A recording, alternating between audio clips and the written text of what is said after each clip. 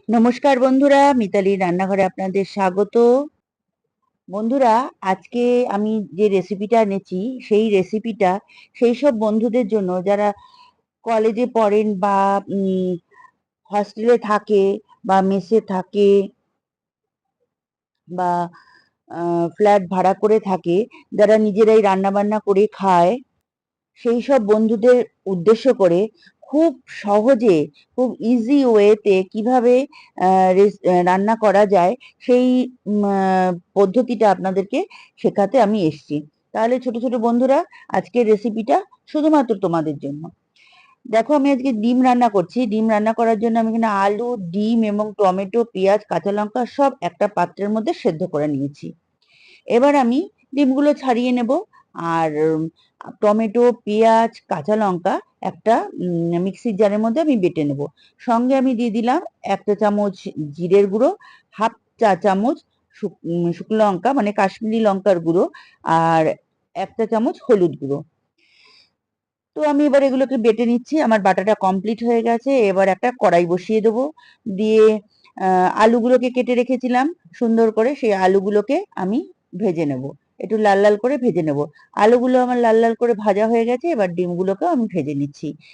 ডিমগুলো বেশি ভাজার দরকার নেই, কারণ ডিম বেশি ভাজলে রাবারের মতো ছিবড়ে ছিবড়ে হয়ে যায়। ডিমগুলো হালকা করে ভেজে নিলেই খুব সুন্দর লাগবে খেতে। ডিম ভাজাভাজি হয়ে গেছে, আলুও ভাজা হয়ে গেছে। এবার আমি কড়াইতে দিয়ে দিলাম জিরে ফোড়ন।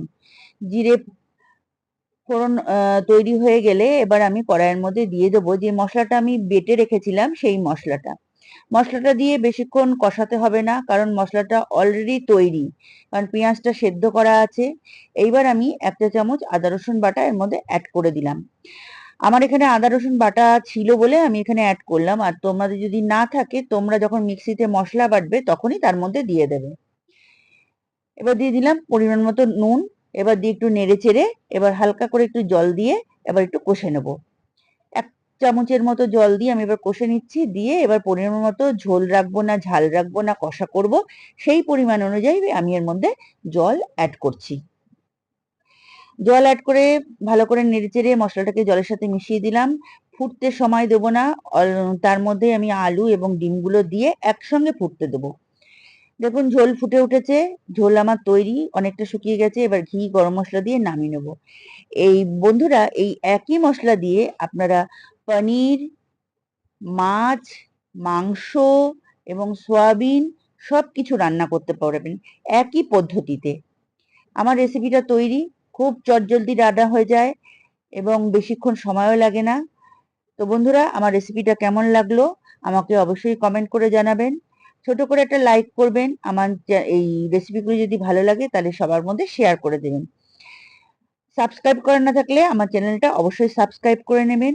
বেল আইকনটা ক্লিক করবেন, যখন আমি নতুনত্ব রেসিপি আপলোড করব আপনাদের কাছে চটজলদি পৌঁছে যাবে।